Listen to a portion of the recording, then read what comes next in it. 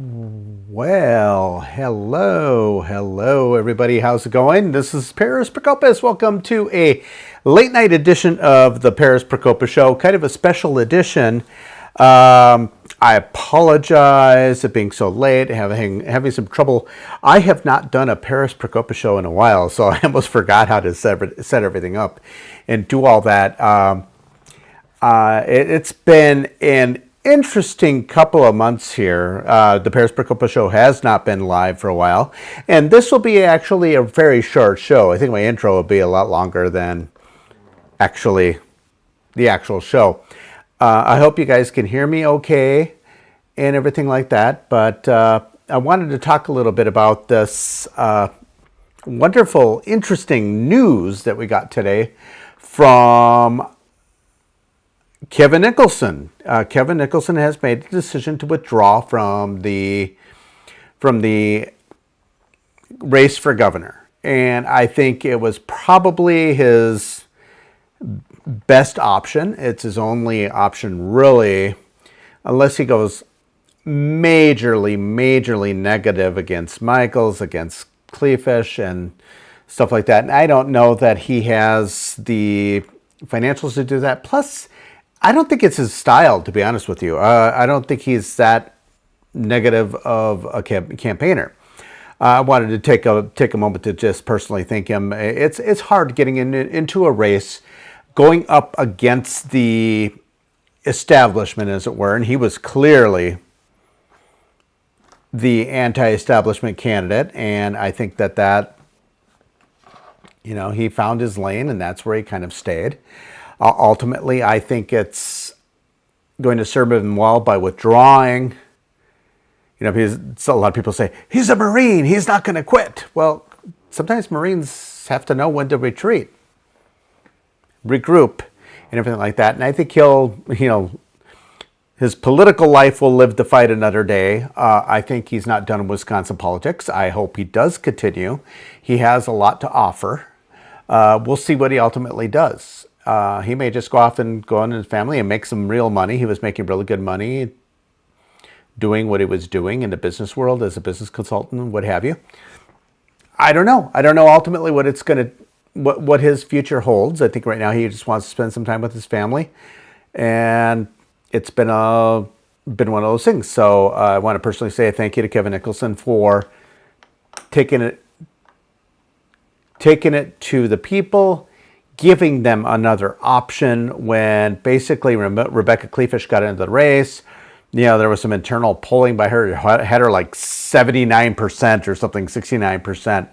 How quickly that changed when Kevin got in the race. She basically dropped down. It settled down because people had another option. But on good, bad, or indifferent, they didn't move into the direction of Kevin. For whatever reason, he seemed to linger around that 9-10% mark. And I think that it showed that he wasn't gaining traction.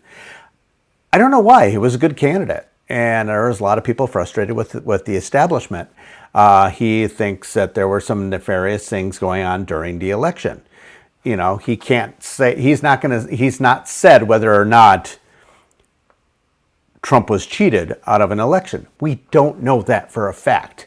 It looks like he may have been, but we don't know that for a fact. And the fact of the matter, all we know is there were some weird things happening, and there's no way, no court in the country is going to say, well, we're just going to throw out 100,000 ballots. How do you know which ones are the fraudulent ones, which ones were the real ones? So in the end, we got to look into making sure our elections are secure. But ultimately, President Trump, the only way he's going to get back in the White House is if he runs in 2024 and he wins. There is no other way. So Kevin was very well spoken. He had a lot to offer. I think his No Better Friends Corporation helped bring a lot of attention to things that we as conservatives really care about. Getting CRT out of our schools, the failing record of the establishment constantly losing to the Democrats, getting out Fox, especially recently. It's been a problem and everything like that. and to take on when there was this inevitability of Becky and he took her on anyway. That says a lot. Yeah, granted, he got kind of washed out the minute Michaels got in the race. Tim Michaels obviously has a large amount of funds that he can just pull from. He's self-financing his campaign. Yeah, he's not a politician, and I think he's got to communicate that better. But that, in a nutshell, he's not a politician. I think Kevin had that as well. He's not really a politician, even though he's run for office a couple times. Last time in 2018, now in 2022. But Tim Michaels hasn't run for office in 18 years or more. It was 2004, 2006. Anyway, so way back there. So he's not a professional politician. And he's not taking money from PACs and from lobbying groups, even though there are lobbying groups supporting him. And the same thing, there's lobbyists who are supporting Kleefish, and I'm sure there were some that were supporting Michaels or supporting Nicholson and everything like that. So this does change the race. It's effectively a two-person race, even though it's really a four-person race. There's Tim Ramthun, who's pulling around 5%-ish, 5 to 3%. He's once again not getting any traction. He's got his core group of supporters, and that's where he's going. And then we have Adam Fisher, who's, no offense to him, he's a nice guy, but unfortunately he's also ran. He doesn't have the resources to get his message out. So a lot of people are, it's like, what? He's still in the race? So nothing to demean him. Hey, thank you for getting out there and fighting, but you're going to have a tough time. I'm just being realistic, especially now. Look to the Kleefish campaign to get ultra negative. Now, I predicted something big was coming. I couldn't say what it was. I had my suspicion what it was. It was either Kevin withdrawing for the race or some significant polling that showed Michaels with like a 40% mark or something like that. But either way, tomorrow morning, first thing in the morning, I guarantee the Becky Kleefish campaign is going to go ultra negative. And it is politics, and it gets negative. It's the way it is. I don't necessarily fault her for that, but I think she's being reactive. She knows she's losing momentum. In fact, she lost momentum. She has no momentum. She's going backwards. Marquette Law poll had her at 32%. And then the last one had her at 26%. That is statistically relevant. If she went from 32 to 29%, that wouldn't be as big of a deal. That's a 3% swing. That's margin of error. But then when you get into a much deeper look at it, when you shift 6 points, that's significant. And I think that's pretty much the impact of Michaels entering the race and offering an alternative to Kleefish. But what Michaels also did was tap a lot of those people who were undecided. Now they have an option. They weren't sure of Becky. Good, bad, and indifferent.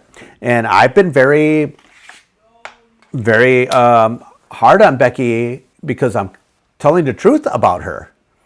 That's all I'm doing. Nothing I've ever said has been factually incorrect.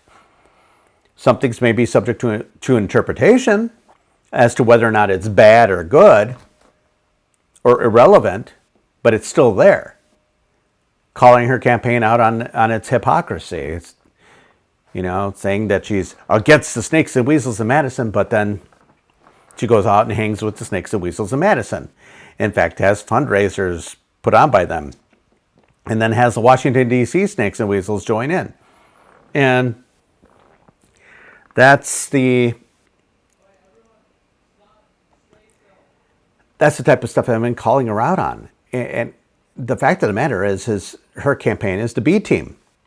It's not, they're making a lot of rookie mistakes, which these people all have experience. And little things like even writing that Snakes and Weasels article, she had to have known somebody would have pounced on it. Nobody caught that. You don't like lobbyists, but your husband's a lobbyist. Yes, he's a lobbyist. There's nothing wrong with being a lobbyist, but the fact that you're trying to hide it is a problem. The other thing she's trying to hide is her association with Robin Voss. Robin Voss is the only endorsement that is missing from her website. So there is that. Now, the Michaels campaign has made some missteps as well. They're new at this. They're going back, he just launched a campaign and went, whatever, but they're obviously doing something right to come neck and neck with Becky. And doesn't just come from spending money. That gets his name out there. But the reality is people were jonesing for an alternative. They like Becky, they're going to vote for Becky, but they weren't excited about it. And I think the enthusiasm is going to be key in this. Now, it depends on Michaels. He's got to get his base of enthusiasm up, just like any other candidate would have to. There was a debate where he didn't show up. I wrote an article on it, and go to Wisconsin Conservative Digest or ParisProcopis.com or WCDigest.com. Either way, we'll get you there to that article where I kind of assess everybody's performance. And it's kind of ironic. I'm talking about Kevin Nicholson withdrawing from the race today, even though he probably had the strongest performance in that debate. And he also had the strongest speech at the convention. And without an entourage. But of course, I also made the point of saying that Becky was the best. Why? Because she told us so. She's constantly saying she's the best. She's the best at this. She's the best mom. She's the best fighter. She's the best chocolate chip cookie maker or whatever. She's the best. She's the best. She's the best. But doesn't quantify it. And I have an article I'm working on. And there will be more stuff coming out on that, on other things. But anyway, you saw that, and Tim Michaels wasn't at that debate. So, good, bad, or indifferent. But then, who did everybody talk about the whole debate? Tim Michaels. He probably got more attention for not being there than he would have gotten had he been there. So, I dare I say this move was kind of Trumpy, if you think about it. Or Trump-esque, if you want to be more upscale in the way you're saying it.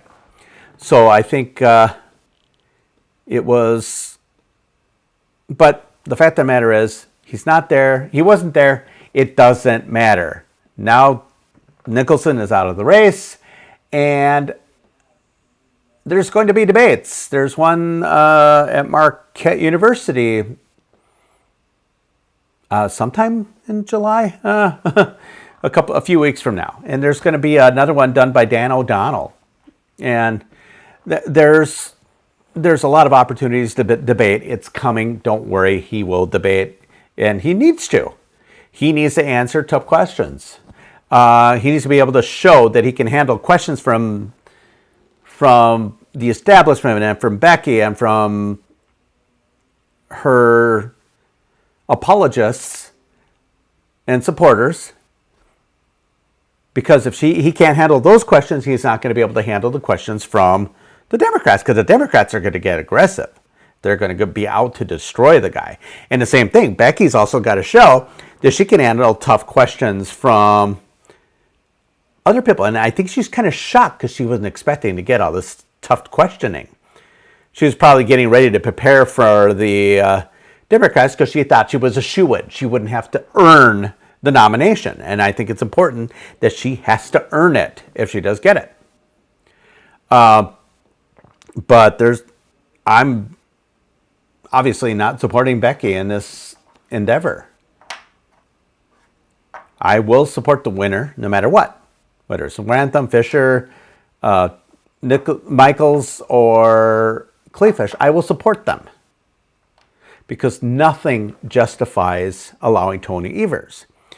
But I'm seeing this, and I predicted this in an article I wrote about a month before Michaels even got in the race, or a couple weeks before Michaels even got in the race. And I predicted this. It's like you got all these people never, well, at that point it was never Nicholson. Well, now there's a lot of people that are ticked off that Tim Michaels is in the race. How dare he get in? So it's so late, blah, blah, blah, blah, blah, blah, blah. He didn't work the grassroots. So what? Neither did Ron Johnson in 2010. And he got in a race in May of 2010 and beat the incumbent. Ron Johnson was going to all the events. He was running his company. And Michaels says the same thing. You know, he's out there running his company. He wasn't planning on being in politics. So I think that we're having a real race here. And I think it's awesome. I think it's important. But I look to the Kleefisch campaign to get desperate. And they've been getting desperate. And they're doing...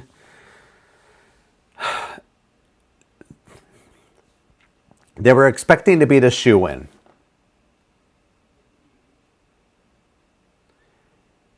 And there's a lot of people who support her who are expecting her to be the shoo-in, and how dare anyone else get in a race? And that's what concerns me. Will those people support Michaels should he win the primary? I've got several people that argue with me on social media, argue with me on Facebook and on Twitter and stuff like that. And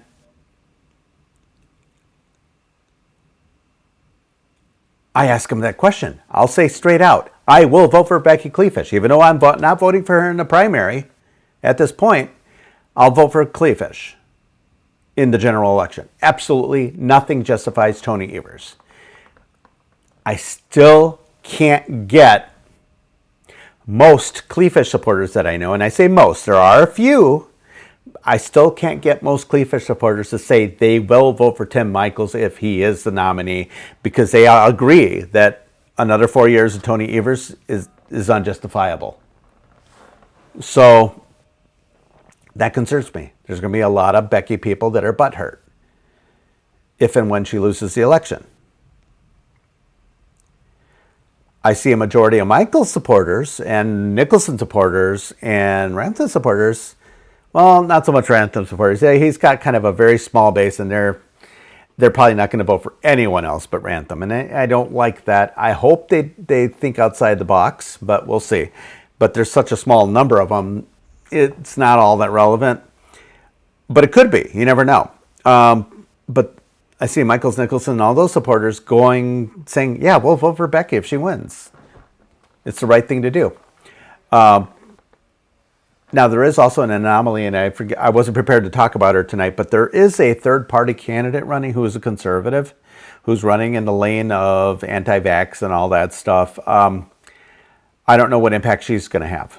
I don't know what impact the libertarians are going to have.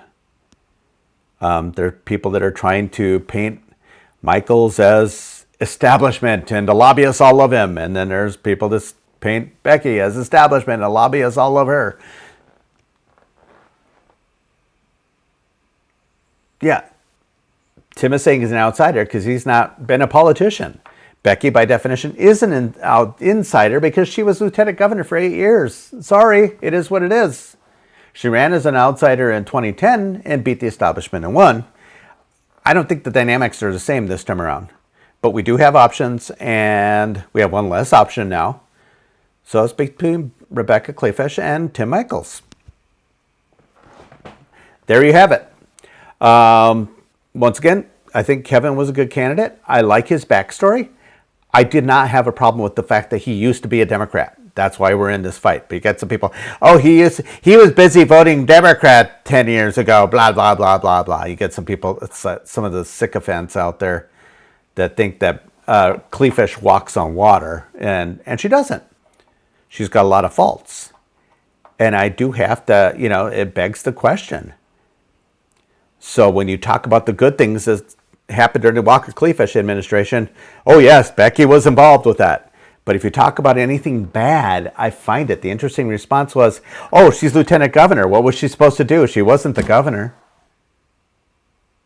So you were either active or you weren't. There is no, sometimes I was active, sometimes I was not. So if you weren't active, then by definition, maybe you don't have experience. because you're supposed to be running on this experience saying, I was lieutenant governor for 8 years, so I'm experienced. I won 3 elections or whatever. Well, no, you lost the most important one. And in reality, you only literally won 2 elections. Your primary in 2010 and the recall election. Sorry to say, good, bad, or indifferent. Those other elections that were won by the team, that was all for Scott Walker. Yeah, there might be a handful of people who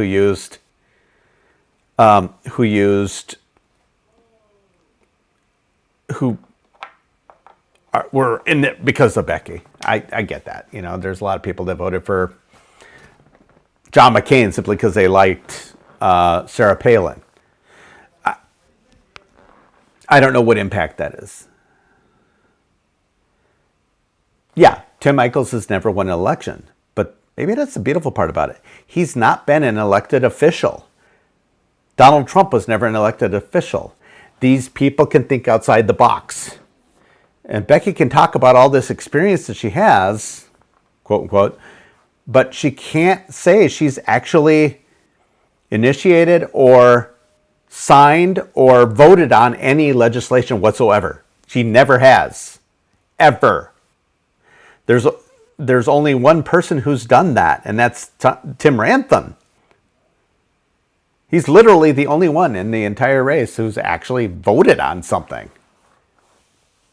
on a bill or anything like that, and initiated bills as a sponsor or co-sponsor. So, yeah, Tim's not done that either. Tim Michels has not done that either, but at least he has some business experience out there. Yeah, I like media. My major in college was mass communication after I switched from engineering. I was going to go into aerospace engineering. Then I went from left brain to right brain, and I went more, for my gift the gap. So I went into mass communication, journalism, advertising, stuff like that. That's my field. I like it. But she was a news anchor, good or bad. That was her career choice. But really, is that experience relevant? Being in front of a camera telling a story. Or is running a business relevant? Donald Trump has proved that running a business is pretty relevant. Governors have had executive experience, which makes them good presidents. I like it when governors run for president. And I like it now with businessmen run for president. I was a big Ross Perot fan back in 1982. But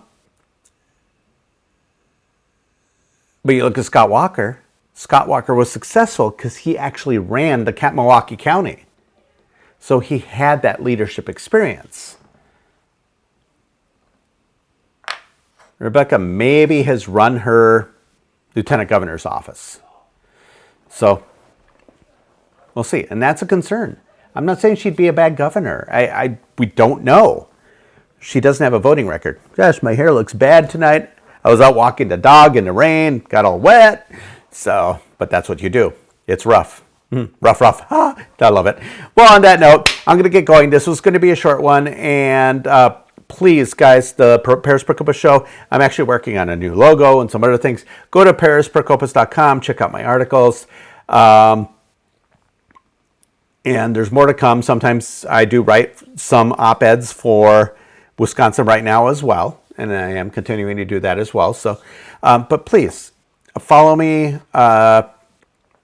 If you do want to follow me, this is what I look like from behind. Okay. Anyway, I'm here all week, folks. But the Paris Procopis show will be coming on more consistent. I'm thinking Wednesday nights at 9 o'clock, starting in about 2 weeks. But please, any feedback is wonderful. And make sure you share with your friends and do all that stuff, all the good stuff. If you're watching this on YouTube, make sure to like and subscribe and hit that notification button. It's important because I'm now officially, because of your support, this happened a couple months ago, but I'm at YouTube/C/Paris Procopis. As opposed to YouTube/C/whatever, /C YouTube channel. So it's YouTube channel, Paris Procopis. So I'm literally Paris Procopis on every platform that is out there. Even still on Parler, I don't know what Parler is doing, if it's even going to stay relevant, but I'm on Truth Social, I'm on Telegram, I'm on Getter, Gab, CloudHub, Facebook, Twitter, and a partridge in a pear tree. So, guys, thank you so much. I appreciate it. Please get out there, get involved, whomever your candidate. And you'll notice on social media and stuff like that, I have never condemned anyone for supporting Rebecca Kleefisch. They have every right to support her. I disagree with it, but I'm not condemning anyone for supporting her. I understand why they're supporting her. Yeah, she was there during all the chaos of the recall and all that crap. So I think that, yeah, so there's a little bit of loyalty there in that sense where they're trying to make sure. But it shouldn't be misplaced loyalty. The question is, between these two candidates, which one will be the better governor? I'm personally thinking Tim Michels would be a better governor because he's got a lot more experience. I think Becky will be a puppet of her good friend and supporter, Robin Vos. Another thing she's trying to hide is the fact that Robin Vos and his wife had a picture with her about 2 weeks ago. And then about a day later, after Sheriff Clark, he beat me to the punch. Dang it. Love you, Sheriff Clark, but you beat me to the punch. I was putting something on there. He posted it on Twitter or whatever, and suddenly that picture was long gone. But don't worry, we got screenshots, so we know that Becky and Robin are good friends. She should just admit it, move on. Yeah, Robin's not popular, but hey, he's a good friend. You know? We all supported Robin at one point. I supported him back in the past. I just don't like what he's done in the past 5 years. He hasn't been very effective. You know, he's been effective on some things. I'll, give him a little slack, but not much. Unfortunately, I'm a little concerned with why he's so afraid to look into the election results. I have a feeling there's something in there that implicates him and the potential that he may have worked with the Clinton campaign. But not the Clinton campaign, but with the Clintons and Zuckerberg and all that stuff to make sure Donald Trump did not win Wisconsin. I think this implicates him. He is desperately trying to keep emails from showing up and all that stuff. Because if you have nothing to hide, why would you try to hide your emails from those Freedom of Information Act? It's Democrats that are asking for the information, but they have every right to do so. And you as an elected official, and you're the Speaker of the Assembly, you have every responsibility to provide the information that's asked for. If there's nothing to hide, you shouldn't be afraid of it. So, well, folks, I'm out of here. Have an awesome day. Stay out of trouble. If not, have fun. Yes, my show will be coming on consistently. I promise you. Working out some kinks, and away we go. Talk to you soon. Bye.